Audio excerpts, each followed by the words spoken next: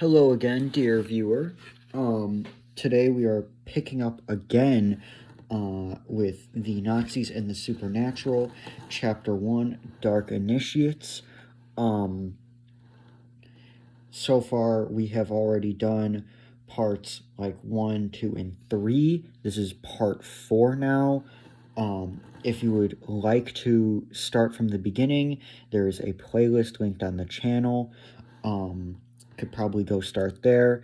If you're fine, skipping ahead, I guess, then, stick around. Get yourself nice and comfortable. A nice beverage is always, a good decision. It's important to stay hydrated. And without further ado, here we go. Rosenberg and the basis of Nazi law. As the party's official ideologist, Rosenberg laid down the basis for German state law. He proclaimed that the Volk, the people of the blood, constituted the state.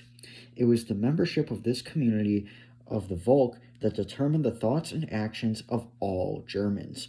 Any conflicting loyalties could not be admitted, whether to churches or rival political parties. The unity of the people under the leadership of the Führer demanded an absolute denial of individual liberty of conscience. Instead, the only permitted form of thought was National Socialism. Society consisted simply of people of the same racial type, and that alone defined their place. The individual had no meaning or existence outside the Volk. The Catholic Church certainly saw Rosenberg as a serious enemy. In the papal encyclical Mit brennender Sorge, with burning concern, the Pope specifically denounced the myth of the 20th century. Apart from the comparative rarity of a papal attack on a particular book, it was also unusual at that time for an encyclical to be written and published in German. During the early years of the Nazi Party, Rosenberg became the editor of its newspaper, Völkischer Beobachter, People's Observer, and used his position to promote and popularize his own ideology. In 1934, Hitler rewarded his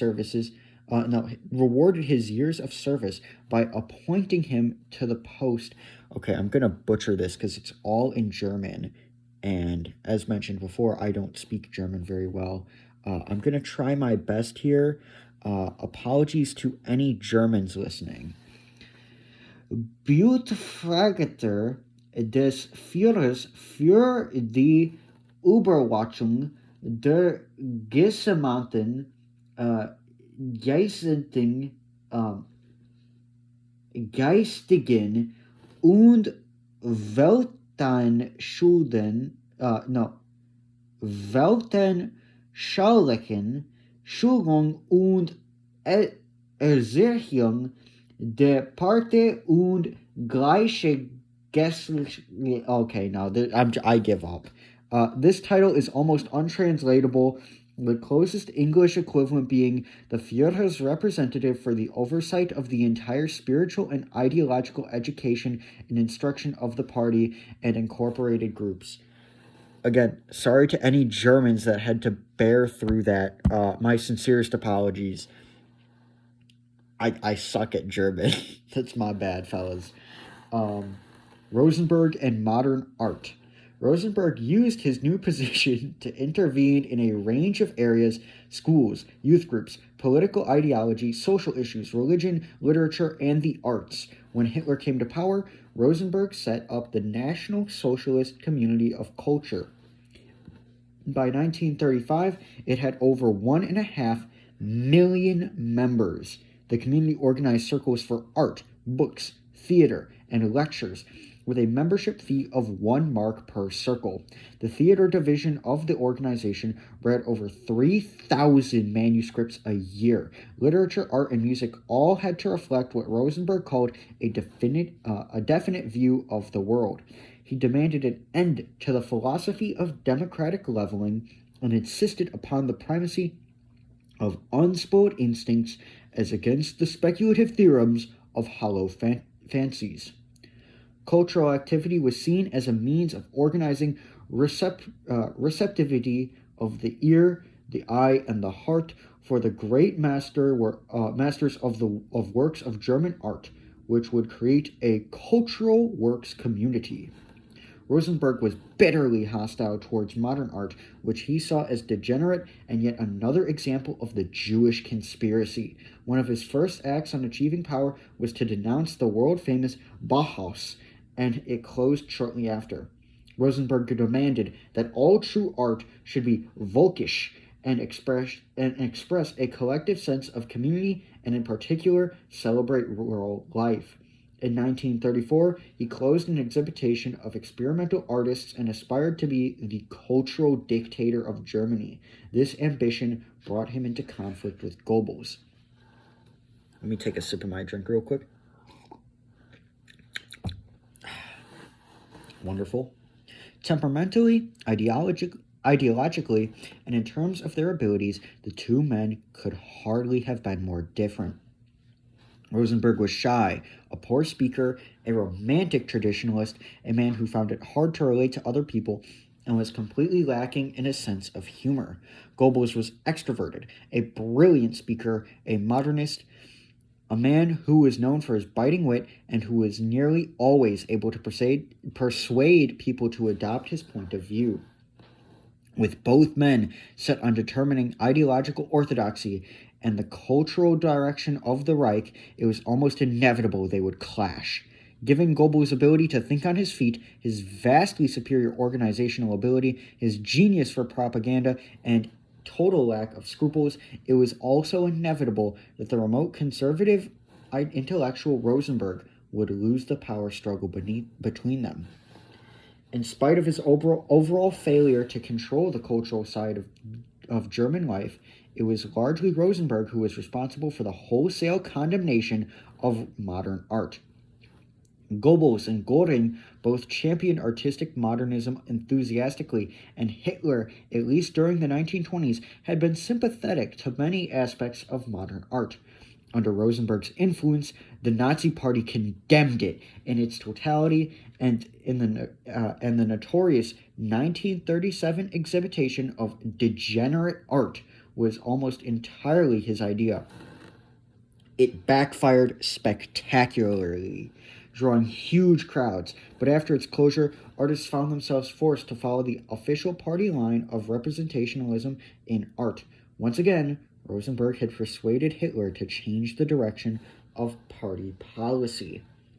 Rosenberg's principal influence was through the education sections of the Nazi Party, and his impact both on the content and style of the training for future party leaders was undeniable. An impressive variety of literature was prepared by his office, including the Bulletin on the Doctrinal Situation and Idea and Deed. The latter publication contained teaching materials for the entire doctrinal education of the NSDAP and a bibliography for the work of doctrinal education. Another important Rosenberg publication was the National Socialist Monthly, which was the principal political and cultural journal of the party. Rosenberg was also given responsibility for creating Lebensführern,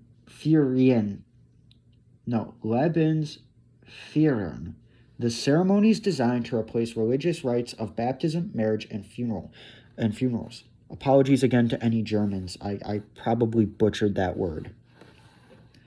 Gottfried Feder and Nazi economic philosophy.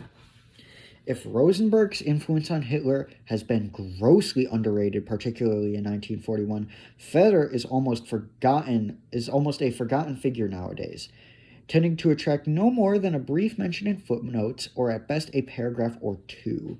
In spite of his present obscurity, Feder's influence upon Hitler's thinking was every bit as profound as that of Rosenberg or Eckhart. Like them, Feder belonged to the Thule Group and the Vril Society. It was Feder who spoke at the first meeting of the future Nazi Party that Hitler attended. Feder introduced Hitler to Eckhart, and Feder's economic ideas captivated Hitler and became party policy. It was Feder who drew up the unalterable 25-point program of the Nazi Party. When the socialist wing of the party rebelled against Hitler, Feder was the man chosen to put down the result. From the moment they met, Feder became not simply an advisor to Hitler, but a close personal friend. He was so excited by Hitler's brief intervention at that party meeting that he told Eckhart he believed the movement had found the leader it was looking for. It was Feder who convinced Hitler that a nationalist form of socialism was possible, and at least indirectly was responsible for the choice of the name National Socialist German Workers' Party. Writing about the talk by Feder, which set him on the beginning of his political career, Hitler remarked, "After hearing the first lecture delivered by Feder, the idea immediately came into my head that I had found the way to one of the most essential prerequisites for the founding of a new party. I understood immediately that here was a truth of transcendental nature, transcendental importance for the future of the German people. In Feder's speech, I found an effective rallying cry for our coming struggle." Feder was the least inclined towards the occult of all of Hitler's mentors. Possibly because of his background as an engineer, he was certainly as hostile to materialism as Hitler or Eckhart and Rosenberg, and to a considerable extent, they persuaded him that high finance would nowadays be referred to as global capitalism or financial capitalism, was being masterminded by the Jews. Feder said on the 27th of June, 1920, that it was not a question of race. Obviously, however, the Jewish question is concerned with the solution of the problem, for the representatives of Jewry stand in the first line of attack. Even in 1933, when the Nazis were in power, Feder declared that Jewry represented the spirit of materialism, and that was why it was directly opposed to the abolition of interest slavery.